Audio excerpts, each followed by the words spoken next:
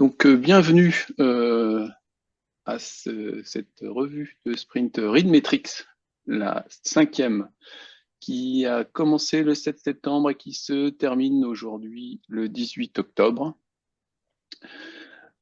Une date un peu particulière pour moi, il y a 30 ans. Voilà. Un petit clin d'œil à ma fille. On va parler aujourd'hui de réduction de dette technique. On a continué la réduction de cette dette technique qu'on avait commencé pendant les vacances. C'est un truc qui est de longue haleine dont on souhaite vous parler quand même. Et puis aujourd'hui, on va faire un gros focus sur le service reporting, le nouveau service reporting dont on vous parle depuis très longtemps. Et qui est en phase de mise en production en interne. Et puis, en fait, on parle aussi de l'écosystème, donc de l'évolution de Reed Holdings et des moissonnages. Mais aujourd'hui, on va pas respecter tout à fait l'ordre de ces points clés parce qu'aujourd'hui, on a des invités. Donc, on a l'ABES qui est invité dans notre revue parce qu'ils vont nous parler de leur usage et d'EasyMesure et de notre collaboration dont on est très content. Voilà. Donc tout à l'heure, il y a Sonia qui va vous parler et qui va vous présenter leur projet EasyStat à propos de thèse.fr. Voilà, et donc là, je passe la main à Fred qui va nous parler de l'animation de la communauté et de notre actualité. Merci Dom. Bonjour à tous. Alors pour l'animation de la communauté, on va surtout parler des publications qui ont été faites dans le blog. Récemment, on a présenté avec Tom un webinaire sur les bonnes pratiques dans EasyCounter. Donc EasyCounter qui vous permet de saisir vos identifiants Counter 5 et d'être moissonné pour les données des stats éditeurs.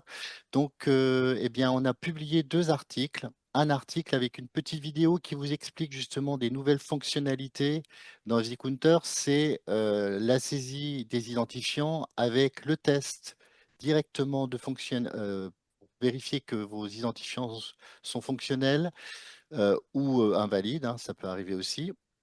Et ça, avant même de les ajouter dans le formulaire. Donc, c'est intéressant. Et puis, justement, quand il y a des problèmes, quand les identifiants sont invalides et que vous attendez, par exemple, de votre éditeur, eh bien, des nouveaux identifiants parce que les anciens sont périmés, eh bien, vous pouvez désactiver les points d'accès avant le moissonnage. Et donc, c'est expliqué dans ce deuxième article. Le troisième article, eh bien, aussi, c'est important, c'est la nouvelle version d'EasyParse, c'est la 3.10 qui est maintenant disponible. Et ça, c'est pour nos correspondants techniques qui ont installé un EasyParse dans leur établissement. C'est un article qui vous explique justement eh bien, la possibilité d'installer un EasyParse sans l'interface. Et d'ailleurs, Yannick va en parler tout à l'heure. C'est lui qui a travaillé dessus et il va vous expliquer comment ça fonctionne.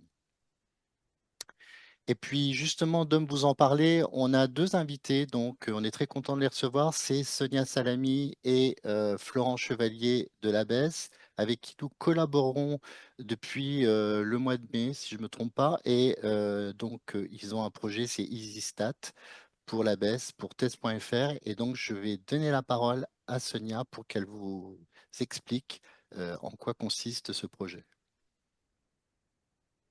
Merci Frédéric.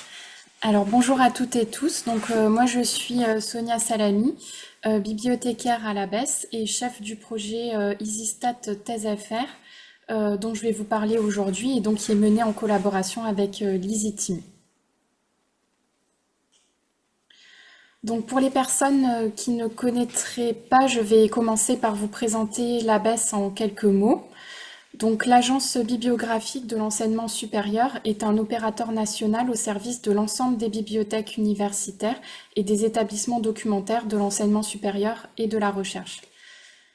L'agence est composée d'environ 90 agents et agentes et assure la mise à disposition d'outils mutualisés pour le signalement des ressources documentaires, L'agence assure également une mission nationale pour le signalement des thèses de doctorat. L'ABES met également à disposition de la communauté universitaire et du grand public des interfaces de consultation, comme le catalogue SUDOC, qui recense les ressources documentaires disponibles dans plus de 3500 bibliothèques.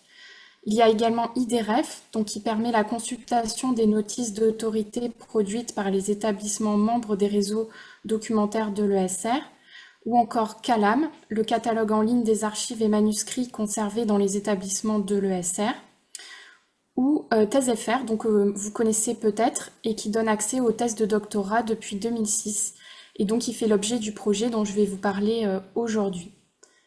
Enfin, l'ABES assure également l'acquisition et la valorisation de ressources scientifiques numériques et anime un réseau de professionnels de la documentation dans près de 1600 bibliothèques. Donc, passons à présent au projet EasyStat. Donc, tout d'abord, ce projet a pour but de répondre à un besoin de l'ABES de mieux connaître les usages de ces outils, donc applications et web services. Ce projet a aussi pour but de fournir des statistiques de consultation utiles à nos utilisatrices et utilisateurs professionnels, ainsi qu'au ministère. Donc, comment réaliser cela? Donc, grâce aux outils EasyParse et EasyMesure. Donc, nous avons commencé par un premier cas d'usage en travaillant sur les statistiques de consultation de ThèsesFR avant de potentiellement généraliser à d'autres applications ou web services de l'ABES.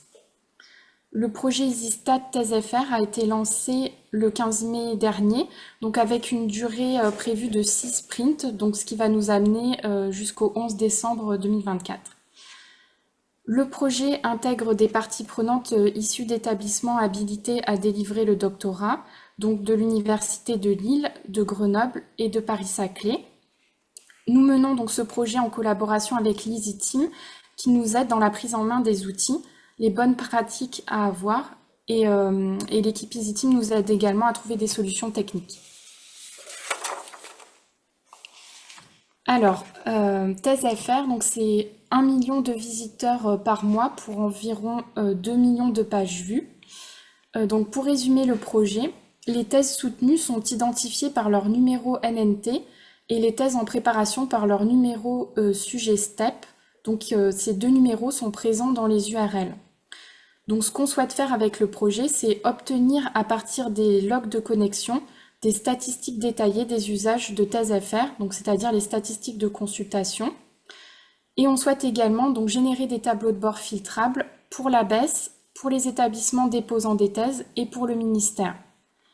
Donc pour les établissements, avoir des tableaux de bord avec des visualisations et des rapports d'usage personnalisés exploitables va leur permettre tout d'abord donc de croiser les statistiques d'usage de leur thèse avec le contenu des thèses. Ça va également leur permettre de comparer leurs statistiques avec celles d'autres établissements. Et surtout, ça va leur permettre de valoriser la recherche doctorale locale. Donc nous passons maintenant aux livrables. Donc les livrables attendus du projet sont donc des tableaux de bord EasyMesure filtrables qui mettent à disposition, je l'ai dit, donc de l'ABES, des établissements et du ministère les statistiques d'usage de ThèsesFR. Donc ce qui est intéressant, c'est que les établissements pourront consulter leur tableau de bord statistique directement dans leur espace EasyMesure préexistant. Ensuite, à l'issue du projet, donc, on va mettre à disposition également une carte des connexions à ThèsesFR en temps réel grâce à l'outil Bibliomap. Et enfin, on souhaite pouvoir envoyer des rapports automatiques en PDF aux établissements grâce à EasyReport. Alors, où en est le projet aujourd'hui?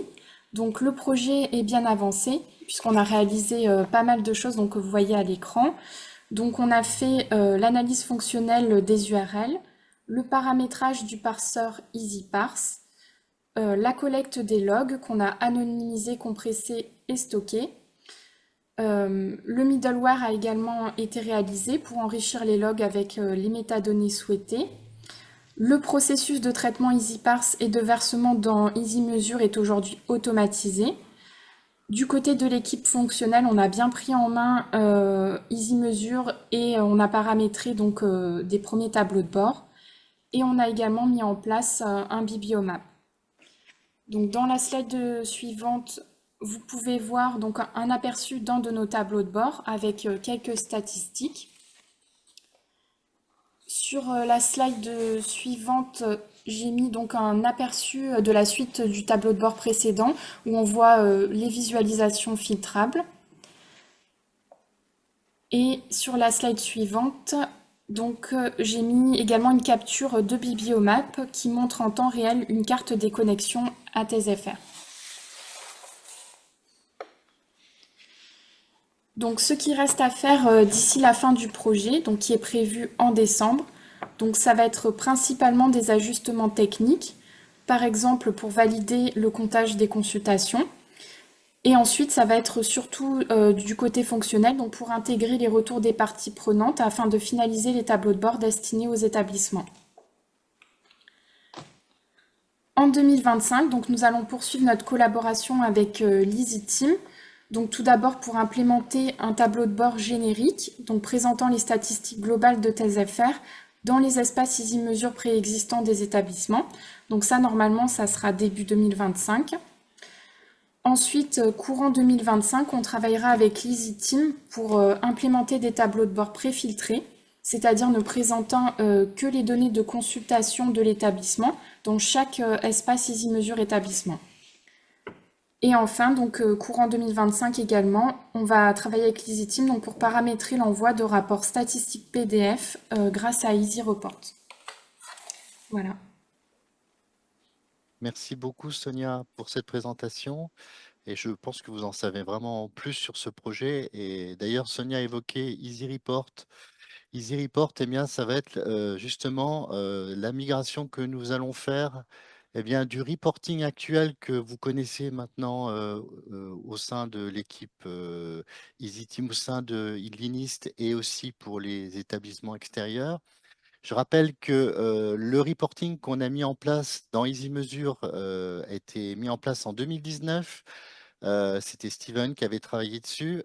Et puis, donc, il a bien fonctionné pendant, ça fait maintenant 5 ans. Et on arrive à vraiment une période où là, le procédé du reporting devient très lourd. La génération des rapports peut prendre plusieurs minutes, donc c'est quand même assez long. Et surtout quand il y a beaucoup de rapports qui se suivent, ça peut prendre beaucoup de temps.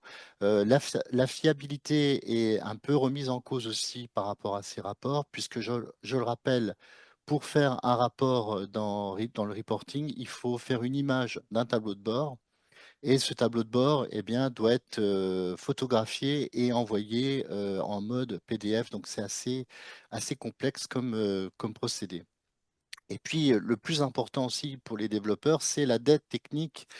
Et cette dette technique, eh bien, elle devient vraiment incompatible avec l'évolution d'Elastic, puisque avec la version de Elastic Kibana 8, eh bien, le reporting ne sera plus compatible.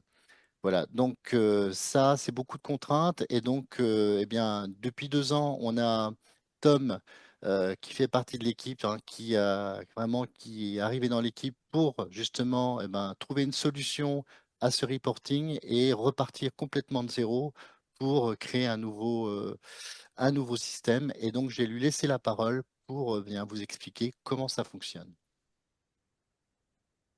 Donc bonjour à tous, effectivement, on a énormément travaillé, comme l'a dit Fred, sur Easy Report lors de cette sprint. Pour rappel, l'objectif principal d'Easy Report, c'est de fournir des rapports proches de ceux du reporting actuel en termes de présentation, de données, etc. Mais tout en gommant les contraintes qu'on a vues tout à l'heure avec Fred, c'est-à-dire un reporting qui met du temps. On passe de plusieurs minutes à des rapports qui sont générés en 3 à 8 secondes en moyenne. Des problèmes de fiabilité. Alors pour le coup, Easy Report, on n'a pas eu d'énormes problèmes de fiabilité jusque-là, mais il est beaucoup moins utilisé que le reporting actuel. Donc on va le faire monter progressivement en charge pour être sûr qu'il reste fiable, malgré qu'il ait beaucoup de rapports à générer tous les jours. Et aussi, Easy Report vient corriger un problème de format puisque comme l'a dit Fred, en fait, actuellement, on prend une photo d'un tableau de bord, donc il y a encore les boutons page suivante, exporter vers PDF, mais ça marche pas parce qu'on est dans un PDF. Donc, Easy Report vient corriger ces soucis en faisant des PDF de zéro, en utilisant des bibliothèques qui sont adaptées pour ça, notamment PDFJS, Vega, pour ceux à qui ça parle. Et ça permet aussi de maîtriser la dette technique avec justement des technos qu'on connaît, des technos qu'on est capable de mettre à jour, indépendamment d'Elastic et de Kibana. Et du coup, Easy Report commence à être mis en prod, à être utilisé en production.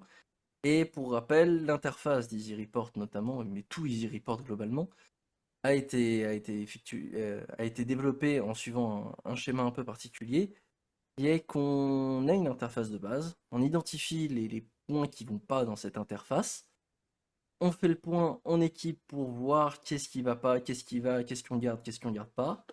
On fait les modifications, on présente cette nouvelle interface à l'équipe, avec laquelle l'équipe va créer des rapports de test, et on recommence, on identifie les points qui vont pas, les points qui vont, etc., etc. Et ça nous donne l'interface que vous pouvez voir sur la droite de la slide, à savoir de la création de templates quand on est admin, ce qui nous permet de fournir des modèles de rapports prêts à être utilisés. On va pouvoir aussi créer des rapports prédéfinis, donc globalement un rapport et une fréquence.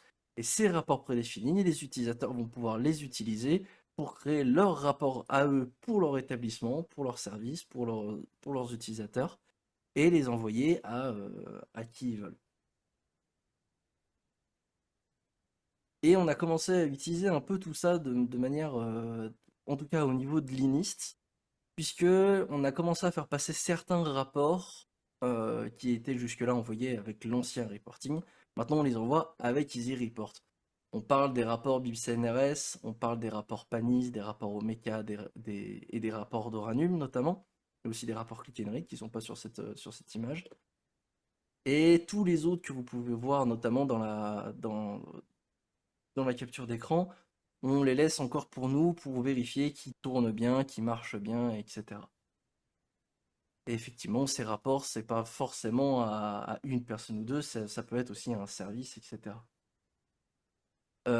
Et côté utilisateur, comment on accède au rapport Easy Report? Et bien simplement, c'est dans la partie établissement. Et en dessous de chaque établissement, il y a un bouton rapport. Et quand on a les droits, on va pouvoir voir déjà la liste des rapports, mais on va pouvoir en ajouter. Pour ça, il y a un petit bouton plus, ça va nous demander de choisir un rapport prédéfini. Il y en a un paquet déjà, mais il y en aura toujours plus. Et donc normalement on devrait trouver notre meneur. Et pour le coup, là j'ai choisi un Easy Parse générique, pardon. On va pouvoir choisir l'index sur lequel on veut que le rapport s'effectue. En l'occurrence BibCNRS étoile. On voit bien que ça sélectionne bien tous nos index auxquels on a accès, pas de souci. Et on va pouvoir choisir nos destinataires. Alors du coup, là, comme c'est un rapport de test, je vais juste mettre moi et l'équipe EasyTeam.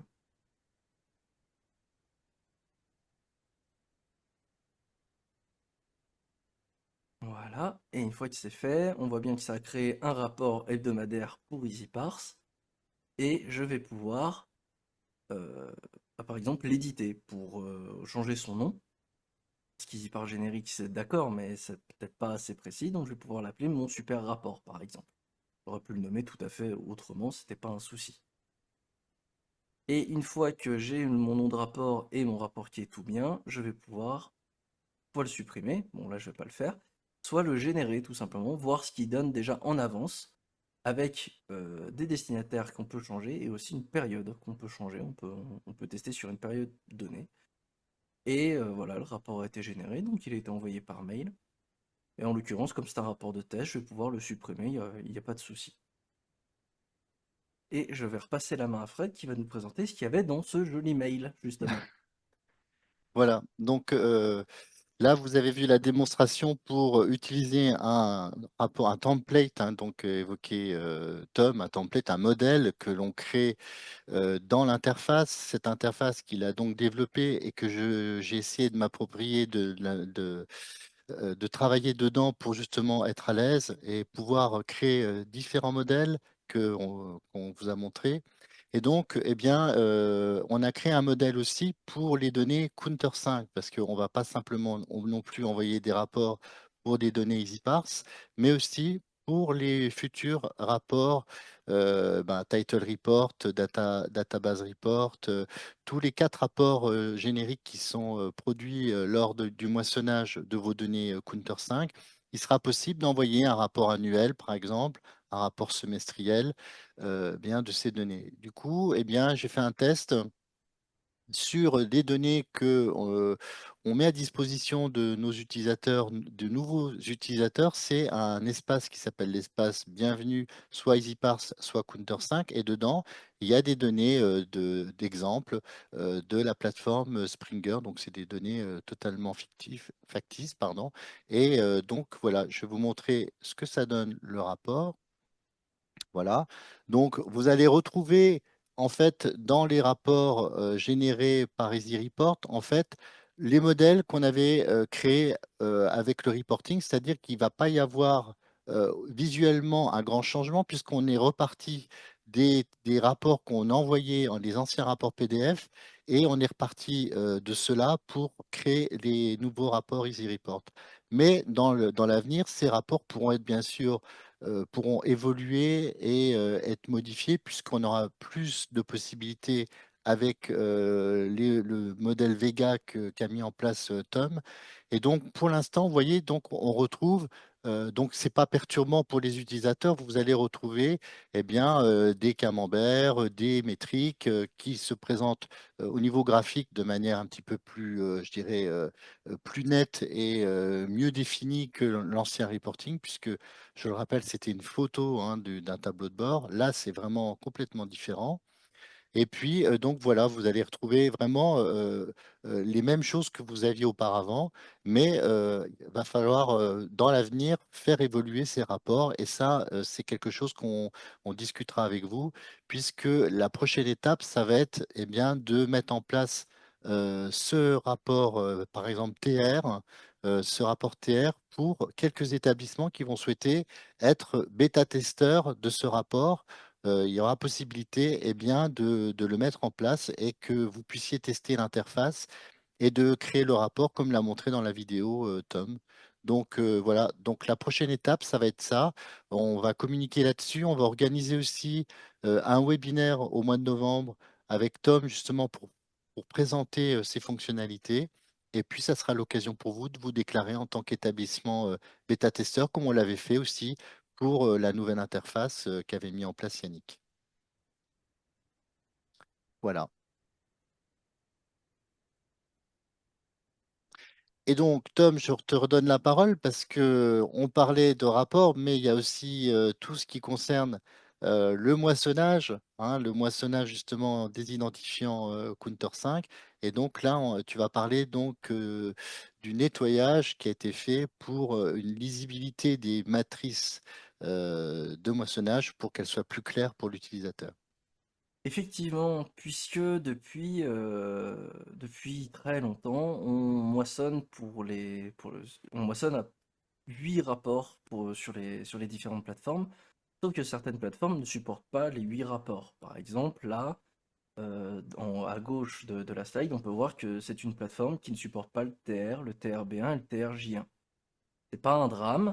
Et début juin 2024, on a fait une fonctionnalité dans EasyMeasure pour éviter de moissonner ces rapports qui de toute façon on n'aura jamais. Sauf que dans l'interface, les anciens moissonnages, donc ceux qu'on a fait avant juin, étaient toujours visibles. D'où ces 3 lignes qui sont toutes rouges et qui d'un coup s'arrêtent, puisque on a juste arrêté de les moissonner. Donc, durant la sprint, on a procédé à un nettoyage de ces états de moissonnage quand c'était des moissonnages qui étaient sur des rapports qui n'étaient pas supportés pour les points d'accès.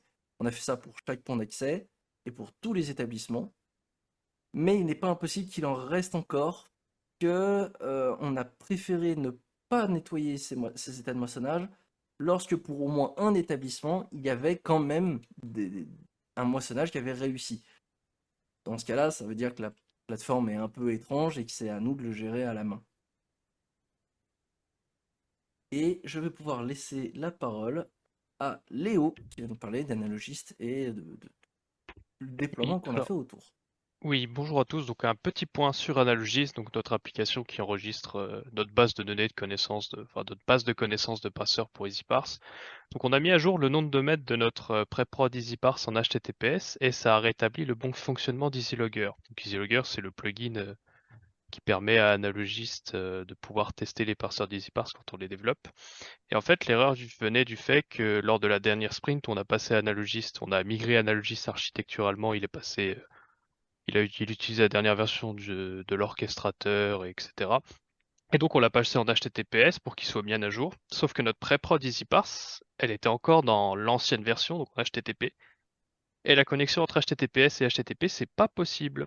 Et donc le fait qu'on ait passé notre pré-prod EasyParse en HTTPS, bah du coup ça a réglé le problème. On en a profité aussi pour mettre à jour notre pré-prod EasyParse.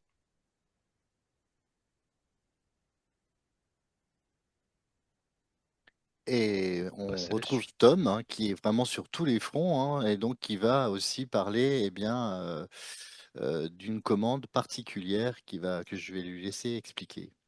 Effectivement, on avait un problème, une sorte de problème quand on faisait le moissonnage, c'est qu'on ne savait pas réellement quelle plateforme était prête à distribuer quelle période.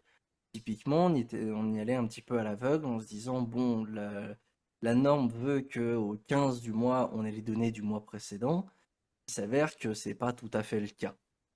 Donc, on a développé une petite commande qui va tester quasiment tous les identifiants pour tous les éditeurs et regarder s'il y a effectivement des données ou si la plateforme n'est pas prête à délivrer des données. Comme on peut le voir sur la partie droite de la slide, c'était pour un rapport d'il y a 3 mois.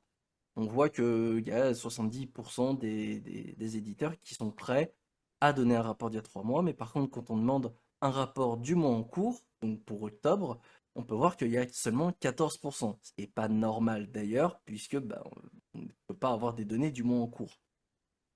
Et cette commande, du coup, va nous permettre de, mieux planifier le moissonnage des données counter, de faire un état des lieux des éditeurs et de pouvoir remonter d'éventuels problèmes, mais surtout de répondre enfin à la question qu'on a souvent au webinaire, qui est quand est-ce qu'il y a le moissonnage de la suite.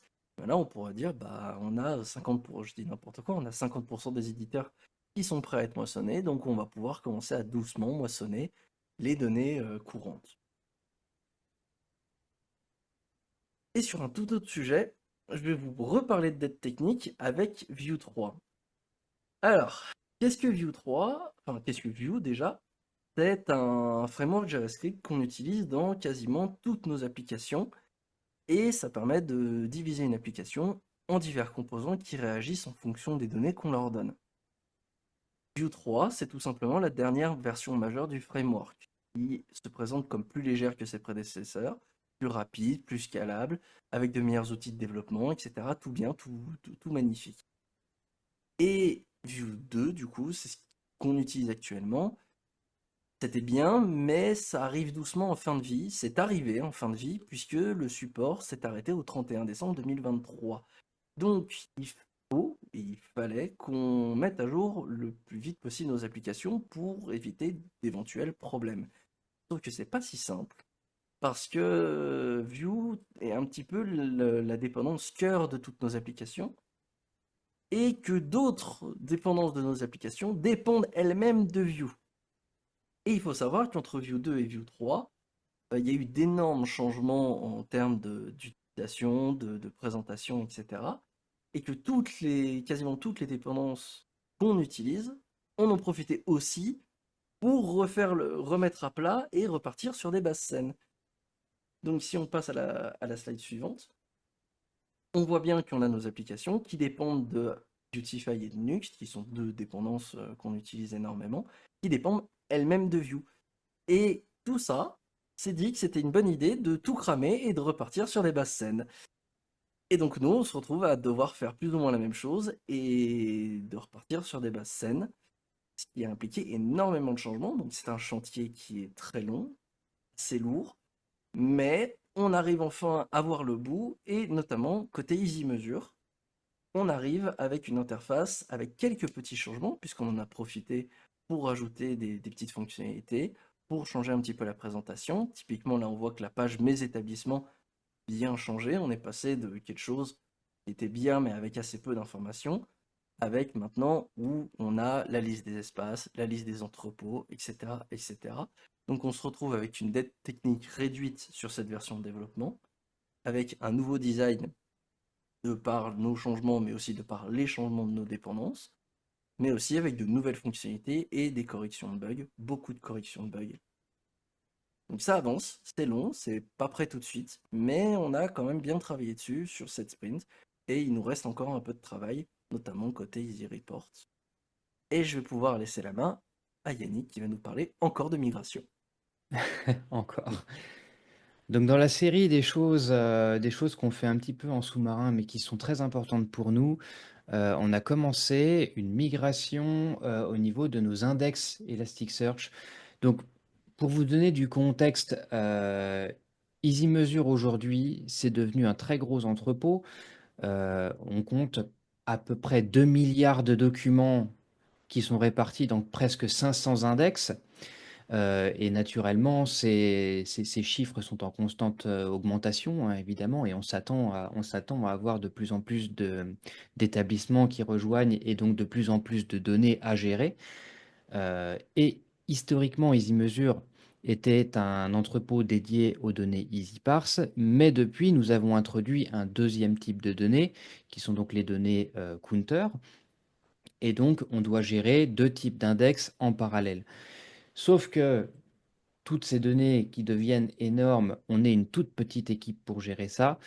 Et donc nos objectifs, notre objectif, c'est d'uniformiser le nommage des index pour pouvoir mieux s'y retrouver, pour pouvoir plus facilement nous organiser, et pour éviter également les conflits qu'on pourrait avoir entre les index de type EasyParse et les index de type éditeur.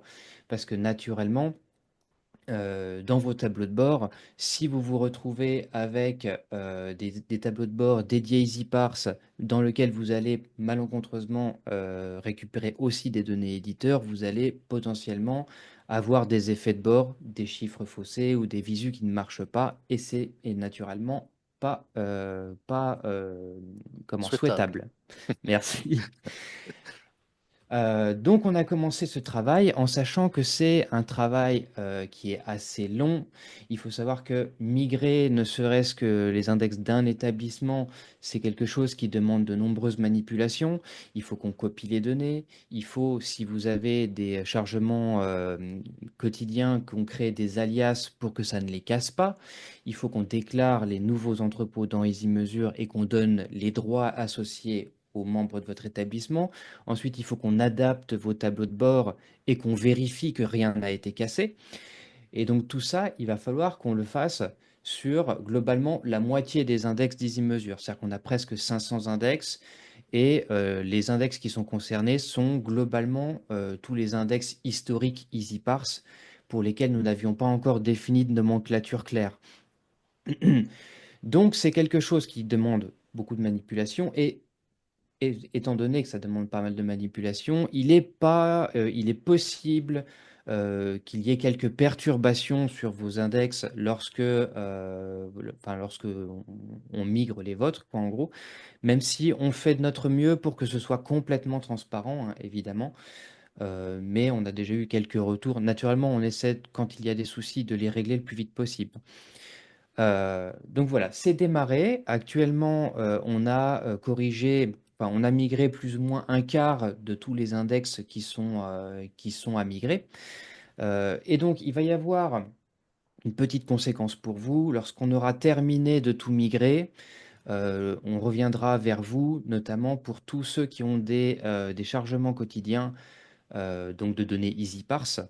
pour que vous modifiez votre script de chargement quotidien. Donc globalement, on se débrouille pour qu'il ne soit pas cassé, mais il faudra juste changer un petit paramètre dans vos chargements quotidiens pour les faire pointer vers le nouvel index qui sera tout beau, tout propre.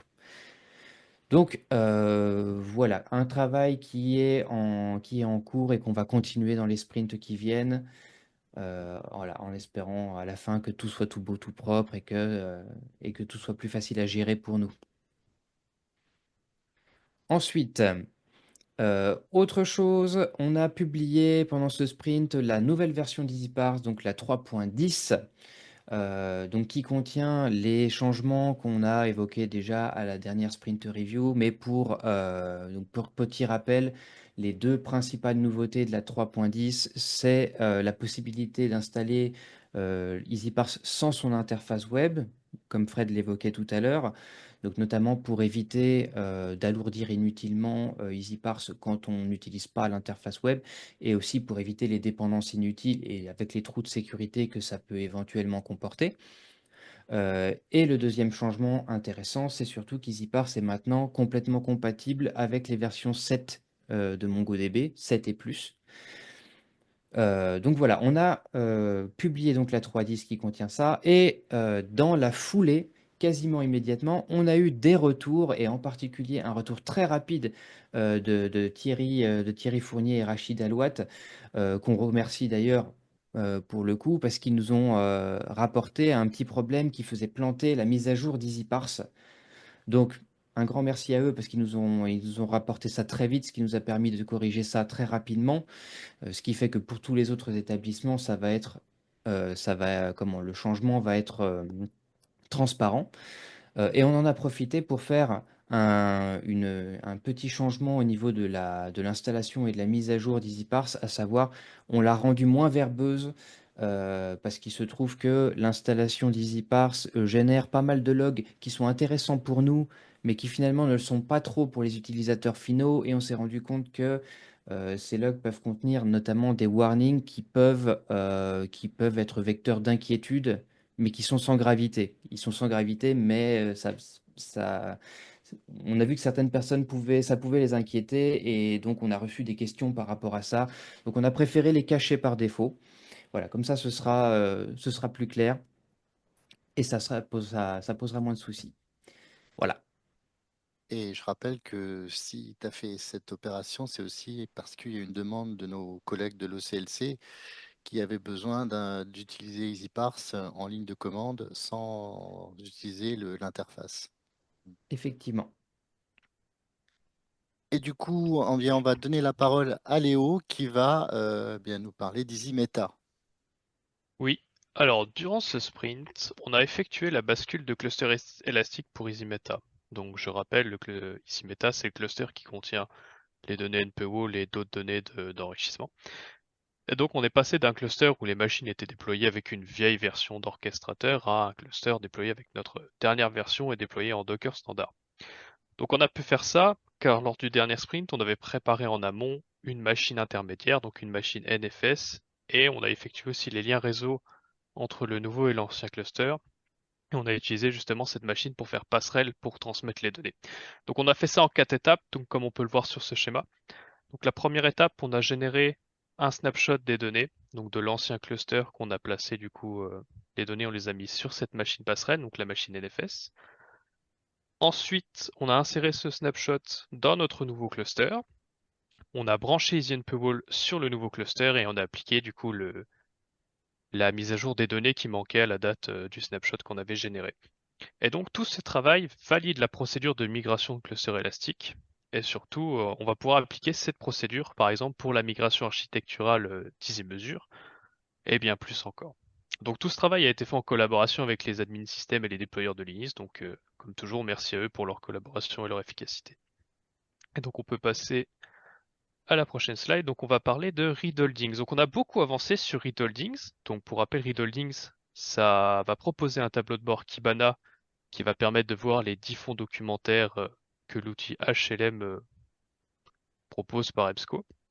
Et donc pour rappel, EBSCO, ils avaient livré une version 2 de leur API. Et ça ouvrait la possibilité d'avoir une alimentation quotidienne des données. Et donc, c'est ce qui a été fait durant ce sprint. Donc, j'ai développé une API qui va lancer le processus de mise à jour, donc qui suit le diagramme d'activité que j'ai mis à droite. Je ne vais pas rentrer dans les détails dessus, mais ça explique les étapes qui sont faites pour qu'on obtienne toutes les données. Et donc, cette fonctionnalité, elle va s'appeler quotidiennement via une cron. Donc, actuellement, tous les jours, les données se mettent à jour. Et donc, on peut passer à la prochaine slide où je vais parler aussi que j'ai réalisé une interface web pour qu'on puisse suivre l'avancée des mises à jour de celle-ci et également avoir un historique de qu'est-ce qui s'est passé. Et comme vous pouvez le remarquer, s'il y en a qui sont très attentifs, ça ressemble fortement à l'interface qu'on a déjà sur Easy on Paywall. Ça suit le même modèle. Et donc au niveau des données qu'on récupère de l'API d'EBSCO, donc sur la prochaine slide, au niveau des données de Readholdings, on a 3 types de champs. Donc je vais d'abord commencer par les champs qui sont entourés en rouge et en bleu. Donc on a les champs standards et les champs KBAR2, donc qui sont les deux types de données qu'on récupère de chez l'API d'EBSCO. Donc on a choisi de les séparer pour qu'on puisse garder la source, la provenance de la donnée. Et on a le champ meta, donc c'est un champ qui est ajouté par nous, les développeurs, par l'API. Et c'est des champs custom auxquels on a ajouté des changements ou rajouté d'autres informations. Et le fait qu'on ait séparé tous les champs en 3 types de champs, ça permet de préserver les données originales, tout en enrichissant celles qu'on veut. Donc on travaille toujours dessus. L'essentiel du travail qui va être fait, ça va être surtout des nouveaux champs qui vont être ajoutés dans la partie méta, suite aux commentaires de l'équipe du service de négociation.